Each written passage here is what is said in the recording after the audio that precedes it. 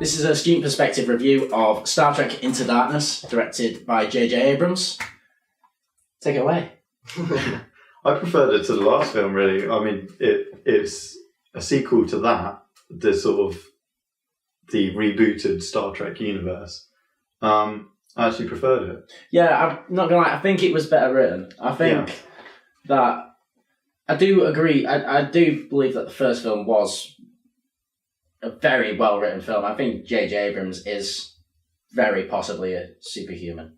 Well, he didn't write it, but no, he worked on writing it. Yeah, of course. But no, obviously, he wasn't the main scriptwriter.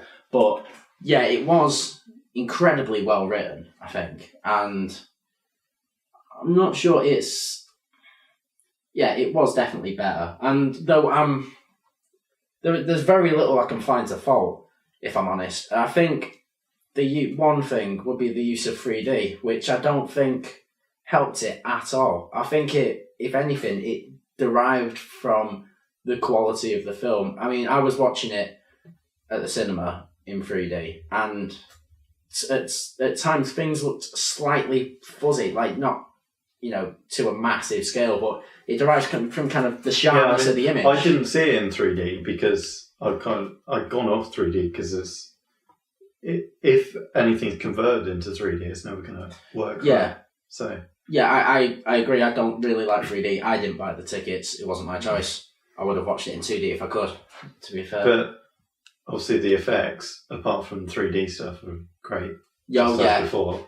It's ridiculously good. And Benedict Cumberbatch, fantastic performance. Like, really ridiculously good. I mean, I've never seen him play anyone likeable, but he's a real villain. Yeah, he is.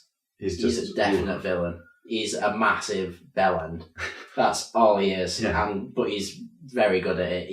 He's a bit like Hugh Laurie in that respect. He's very good at being a wanker.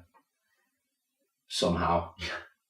And obviously all the returning cast are great as well. Again, as always. I think probably one of the my favourite out of the whole cast would be Zachary Quinto. Yeah, Spock. Yeah. Yeah, he's just absolutely brilliant. And after coming out of Heroes, I know it's ridiculous to see that change. This film as well, I'd say it kind of... The last one was quite a lot about Spock, but this one focuses on Spock's relationships with everyone else, really. Yeah, it is interesting how...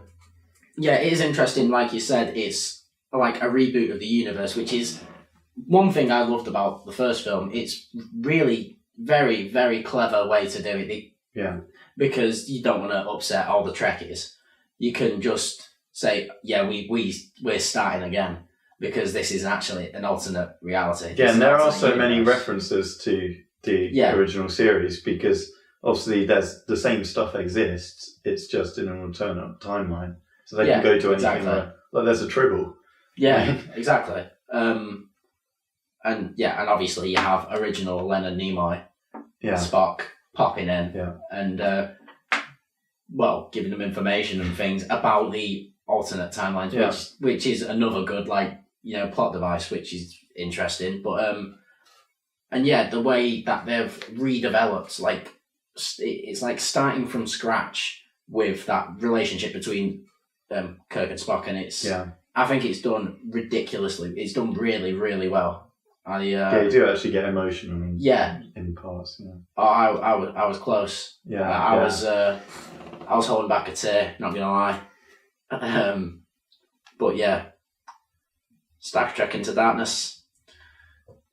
Can't really fault it. How many stars would you give it? 12. 12. Oh, what?